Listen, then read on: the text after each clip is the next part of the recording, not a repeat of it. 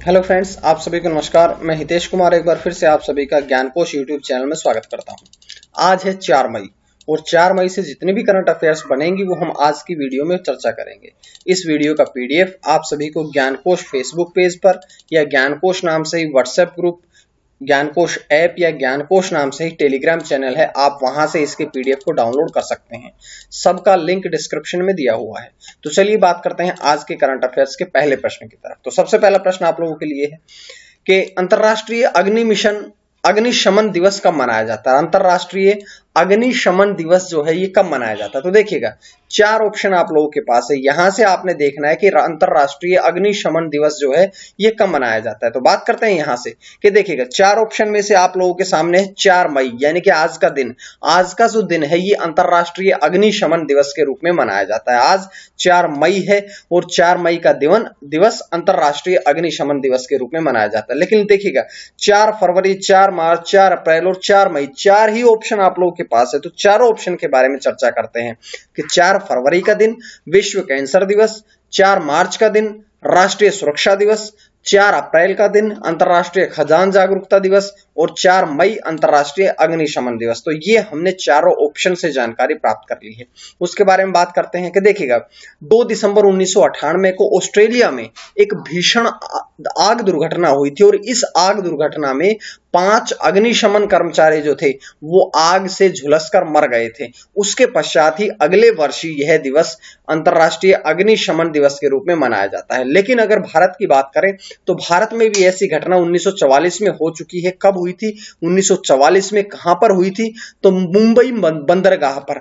मुंबई बंदरगाह भारत में 1944 में आग लगने के कारण जो सबसे बड़ी त्रासदी हुई थी वो ये हुई थी कि 66 अग्निशमन कर्मचारी जो थे वो वीरगति को प्राप्त हुए थे। तो ये सारी घटनाएं थी जो कि हमने अंतरराष्ट्रीय अग्निशमन दिवस से संबंधित पढ़ी है।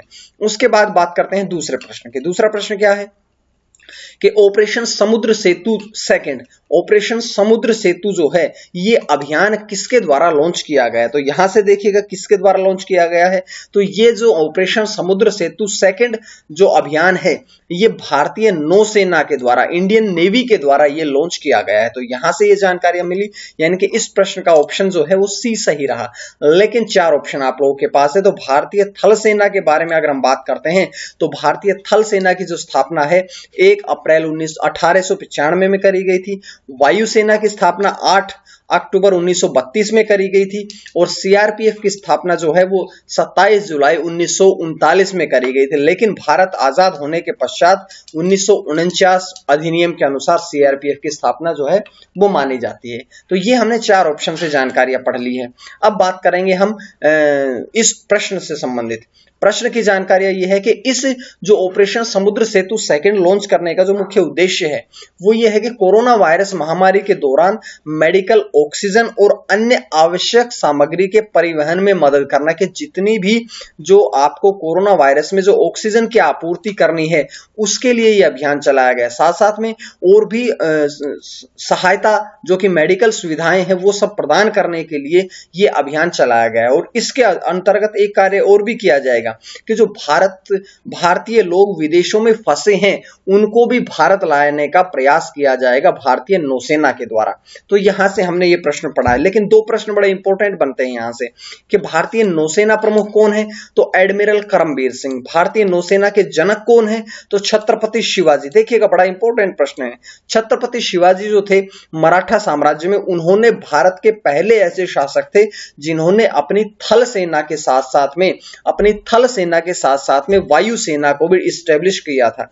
तो इसीलिए ये जो पहला श्रेय जाता है ये छत्रपति शिवाजी को ही भारतीय नौसेना के जनक होने का श्रेय जाता है। तो ये जानकारियां मैंने आपको यहां से दी है। उसके बाद हम बढ़ते हैं आगे तीसरे प्रश्न की तरफ। तो तीसरा प्रश्न क्या है कि अंतरराष्ट्रीय स्तर पर ई स्कूटर लॉन्च करने की घोषणा किस कंपनी के द्वारा करी गई है। बात कर लेते हैं ई स्कूटर।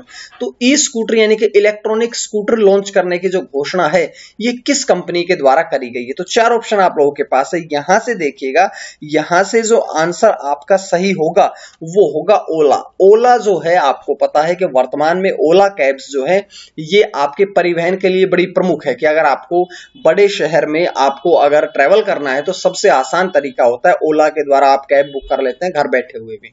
तो ये जानकारी तो हमने यहां से पढ़ ली है, लेकिन पहले हमें हमारे सामने है चार ऑप्शन में सबसे पहला लिखा है मारुति सुजुकी। तो मारुति सुजुकी कंपनी की स्थापना जो है वो 24 फरवरी 1984 में 81 में करी गई थी, जिसके चेयरमैन वर्तमान में आर.सी. भार्गव हैं। उसके बाद में टीवीएस की स्थापना 1978 में हुई थी और इसके चेयरमैन और मैनेजिंग डायरेक्टर जो हैं वे है वेणु श्रीनिवासन। और बजाज की अगर हम बात करें तो इसकी स्थापना 29 नवंबर 1945 में हुई थी। वर्तमान में राहुल बजाज जो हैं वे टीवीएस के वर्तमान में चेयरमैन भी हैं, अध्यक्ष भी हैं। अब बात करेंगे हम इस प्रश्न के बारे में। तो अंतरराष्ट्रीय स्तर पर ई स्कूटर लॉन्च करने की जो घोषणा है ये ओला कंपनी के द्वारा करी गई है और इसका सबसे पहले निर्माण जो है वो भारत देश में किया जाएगा। लेकिन सबसे पहले भारत देश में ई स्कूटर निर्माण होने के पश्चात ये यूरोप के बाजारों में भी प्रवेश करेगी, कि यानी कि शुरुआत भारत से होगी, लेकिन भारत के अलावा बाद में फिर और अन्य यूरोपीय देशों में भी इसका निर्माण कार्य किया जाएगा। इससे पहले 2020 में अगर आपको घटना याद हो तो मैंने आपको बताया भी था कि इससे पहले ओला ने तमिलनाडु में अपना पहला इलेक्ट्रॉनिक स्कूटर कारखाना जो था वो भी स्थापित किया था। कब किया था? 2020 में किया था और ये इसके लिए 2400 करोड़ रुपए की घोषणा भी करी गई थी। उस समय मैं आपसे ये सारी बातें कर चुका था कि 2400 करोड़ की पहली जो ई स्कूटर की घोषणा है वो ओला कंपनी ने करी थी। अब इसका विनिर्माण जो है वो शुरू हो जाएगा। अब ये घोषणा जो है वो ओला ने करी है, तो ओला के बारे में बात करते हैं। देखिएगा, ओला की स्थापना जो थी वो 3 दिसंबर 2010 में करी गई थी। संस्थापक कौन थे? भावेश अग्रवाल और अंकित भाटी। इसके बाद में बात करते हैं कि मुख्यालय कहां पे है? बेंगलुरु में है। और अब अगर इसके सीईओ की बात करें, अगर हम मुख्य कार्यकारी अधिकारी की बात करें तो भावेश अग्रवाल वर्तमान में इसके सीईओ हैं और अंकित भाटी जो हैं वे इसके संस्थापक सदस्य होने के साथ साथ में वर्तमान में जो अंकित भाटी है वो ओला कंपनी के सीटीओ भी है। सीटीओ भी है वो है कौन? अंकित भाटी। और सीईओ है वो है भावेश अग्रवाल। तो ये सारी बातें मैंने आपको यहां से बताई है। चौथा प्रश्न आपकी स्क्रीन पे उसके बाद आता है कि G7 मंत्रियों की बैठक का आयोजन कहां पर हो रहा है। G7 जो है ग्रुप ऑफ 7 विश्व में जो सबसे अच्छी अर्थव्यवस्था वाले देश हैं उनका ग्रुप है जिसे कहा जाता है G7। अब इनकी मंत्रियों की बैठक का आयोजन कहां पर किया जाएगा? तो इसका बैठक का आयोजन जो है ये ब्रिटेन में हो रहा है। ब्रिटेन में इसका आयोजन हो रहा है। बात करेंगे इसके बारे में पूरी कि कब से कब तक होगा। तो इसका आयोजन 7 से 5 मई यानी कि आज इस आयोजन के शुरू होने का दूसरा दिन है। कल इसकी समाप्ति की घोषणा कर दी जाएगी। अब इसमें बात करेंगे भारत देश का प्रतिनिधित्व कौन करेंगे? तो एस जयशंकर, सुब्रमण्यम जयशंकर जो हैं वे इसमें भारत का प्रतिनिधित्व करेंगे। बात करेंगे यहां से कि 2019 में बैठक कहां हुई थी। तो जो G7 मंत्रियों की बैठक 2019 में हुई थी वो फ्रांस में हुई थी और 2021 में ये हो रही है ब्रिटेन में। तो ये जानकारियां थी, यहां से मैंने आपको दी है। लेकिन G7 से संबंधित 2-3 बातें मैं आपको बता देता हूं। G7 का मतलब है ग्रुप ऑफ 7 यानी कि Canada, France, Germany, Italy, Japan, Britain, America का एक समूह है जो कि विश्व की 7 सबसे बड़ी उन्नत अर्थव्यवस्थाओं का समूह है। और ये जो 7 देश हैं ये 7 देश मिलकर के पूरे विश्व की कुल संपत्ति का 62% हिस्सा घेरे हुए हैं। यानी कि इन 7 देशों के पास विश्व का 62% पैसा है, धन है, और बाकी जो देश बचे हैं उनके पास मात्र 38% हिस्सा है पूरे विश्व के पैसों का। तो ये बात आप लोगों ने समझनी है। उसके बाद बढ़ते हैं हम 5वें प्रश्न की तरफ। तो 5वां प्रश्न क्या है आप सभी के सामने? 5वां प्रश्न आप लोगों के लिए है कि किस राज्य ने पत्रकारों को फ्रंटलाइन कोविड योद्धा घोषित किया है? कौन सा ऐसा राज्य है जिसने कि राज्य के जो पत्रकार हैं उन सभी को फ्रंटलाइन कोविड योद्धा घोषित किया है? तो ऐसा 4 ऑप्शन आप लोगों के पास है। यहां से ओडिशा राज्य, नवीन पटनायक जो है वे वहां के मुख्यमंत्री हैं जिन्होंने ये घोषणा करी है कि जितने भी राज्य में पत्रकार हैं, जितने भी एडिटर हैं, उन सभी को फ्रंटलाइन कोविड योद्धा जो है वो घोषित किया जाएगा। बात करेंगे यहां से 4 ऑप्शन आप लोगों के पास है। ओडिशा के मुख्यमंत्री कौन है? नवीन पटनायक। पंजाब के मुख्यमंत्री कौन है? अमरिंदर सिंह। हरियाणा के मुख्यमंत्री कौन है? मनोहर लाल खट्टर। और राजस्थान के जो है वो है अशोक गहलोत। तो ये हमने 4 ऑप्शन से पढ़ी है, चारों राज्यों के हमने मुख्यमंत्री पढ़ लिए हैं। उसके बाद प्रश्न की बात करेंगे तो जो कोविड योद्धा के बारे में ये कहा गया है, इस फ्रंटलाइन कोविड योद्धा के बारे में ये कहा गया है कि जो ड्यूटी के दौरान जो पत्रकार मर जाते हैं उनको 15 लाख रुपए की वित्तीय सहायता भी दी जाएगी। और इससे पहले केवल ओडिशा राज्य ही ऐसा नहीं है जिसने ये घोषणा करी है, इससे पहले उत्तराखंड राज्य जो था ये घोषणा कर चुका है कि उत्तराखंड, अब ये बात समझ लीजिएगा आप कि उत्तराखंड और ओडिशा दोनों ही राज्यों में जो आपके फ्रंटलाइन कोविड योद्धा है उनमें आपने पत्रकारों को भी शामिल कर दिया है। इससे पहले डॉक्टर थे, सफाई कर्मचारी थे, लेकिन अब जो पत्रकार महोदय हैं वे सारे भी अब फ्रंटलाइन योद्धा के रूप में शामिल कर दिए गए। तो 5 प्रश्न पूरे हुए और 5 प्रश्न पूरे होने के बाद में थोड़ी जानकारी हम पढ़ेंगे ओडिशा राज्य की कुछ घोषणाओं के बारे में, योजनाओं के बारे में। तो ओडिशा राज्य के बारे में अगर हम बात करें तो ओडिशा में बिजू स्वास्थ्य कल्याण योजना, मधु बाबू पेंशन योजना, किसानों के लिए कालिया योजना, खुशी योजना जिसके द्वारा महिलाओं को और किशोरियों को मुफ्त सैनिटरी पैड उपलब्ध कराए जाती, ये कुछ योजनाएं हैं जो कि कौन से राज्य की हैं? ये ओडिशा राज्य की है। तो ये सारी बातें हमने यहां से पढ़ी। अब 5 प्रश्नों के बाद हम बढ़ते हैं आज के प्रश्न की तरफ। तो आज का प्रश्न क्या है कि विश्व हास्य दिवस 2021 कब मनाया गया? देखिएगा, विश्व हास्य दिवस, एक बात मैं पहले आपसे बता देता हूं कि हास्य दिवस जो है ये हर वर्ष बदलता है, हर वर्ष एक ही दिन नहीं मनाया जाता बल्कि अलग अलग दिन मनाया जाता है। तो 2021 का जो विश्व हास्य दिवस मनाया गया ये कब मनाया गया? पूरी जानकारी आप डिटेल के साथ में आंसर को बताया करिएगा, डिटेल में उसको बताया करिएगा, सर्च करिएगा, कम से कम एक प्रश्न को तो आप सर्च करिएगा। मैं आप लोगों के लिए 10 प्रश्न सर्च करता हूं, आप एक प्रश्न तो अपने लिए सर्च करिएगा, उसके पूरे डिटेल में आप लोग कमेंट करके बताइएगा। जो सबसे अच्छा जवाब देगा मैं उसके जवाब को भी ऐसे के ऐसे आपको सामने प्रदर्शित किया करूंगा, ठीक है। अब मैं बढ़ता हूं कल के प्रश्न की तरफ। तो कल मैंने आपसे पूछा था कि विश्व में सबसे कम उम्र की माइक्रोसॉफ्ट प्रमाणित पेशेवर कौन बनी है? तो आरिस फातिमा जो है वो सबसे कम उम्र की माइक्रोसॉफ्ट प्रमाणित पेशेवर जो है वो बनी है। उसके बाद में बात करते हैं आगे अगले प्रश्न की तरफ। छठा प्रश्न कि किसके द्वारा महाराष्ट्र में ऑक्सीजन ऑन व्हील्स कार्यक्रम शुरू किया गया? देखिएगा, ऑक्सीजन ऑन व्हील्स कार्यक्रम के बारे में मैंने आपको कल बताया था, ये करनाल प्रशासन हरियाणा में शुरू किया गया था, लेकिन अब मैंने ये नहीं कहा हरियाणा में, मैंने कहा है महाराष्ट्र राज्य में। तो महाराष्ट्र राज्य के बारे में अगर हम बात करते हैं तो यहां से आप देखिएगा आनंद महिंद्रा, ऑप्शन डी आपका सही रहेगा। तो इसके बारे में थोड़ी बातें मैं आपसे पहले 4 ऑप्शन के बारे में करता हूं कि मुकेश अंबानी की अगर हम बात करें तो वे रिलायंस के मैनेजिंग डायरेक्टर हैं। उसके बाद अजीम प्रेमजी जो कि विप्रो के संस्थापक है, सत्य नडेला जो कि माइक्रोसॉफ्ट के सीईओ है, और आनंद महिंद्रा जो है वे आनंद समूह के अध्यक्ष हैं वर्तमान में।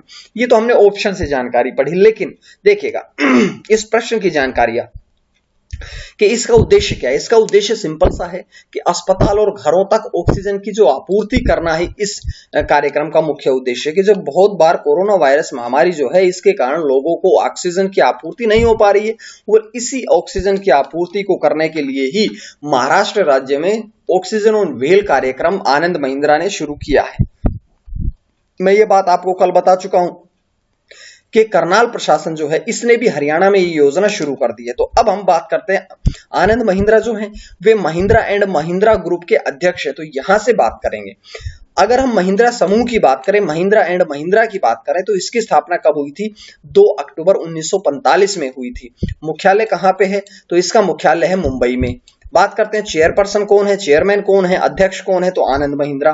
और इसके प्रबंध निदेशक और सीईओ यानी कि मुख्य कार्यकारी अधिकारी कौन है? तो पवन कुमार गोयंका जो हैं वे महिंद्रा एंड महिंद्रा ग्रुप के अब एमडी और सीईओ हैं। तो ये जानकारी हमने यहां से पढ़ ली है। उसके बाद 7वां प्रश्न आपकी स्क्रीन पे है कि रेलवे बोर्ड में संचालन और व्यवसाय विकास के नए सदस्य कौन बने हैं? देखिएगा, इंपॉर्टेंट प्रश्न, रेलवे बोर्ड के बारे में प्रश्न पूछा गया है। तो यहां से 4 ऑप्शन आप लोगों के पास है, जहां से देखिएगा सी ऑप्शन संजय मोहंती जो हैं वे अब इस बोर्ड के नए सदस्य बने हैं। तो यहां से जानकारियां मिली। पीयूष गोयल कौन है? देश के केंद्रीय रेलवे मंत्री हैं। सुरेश अंगड़ी कौन है?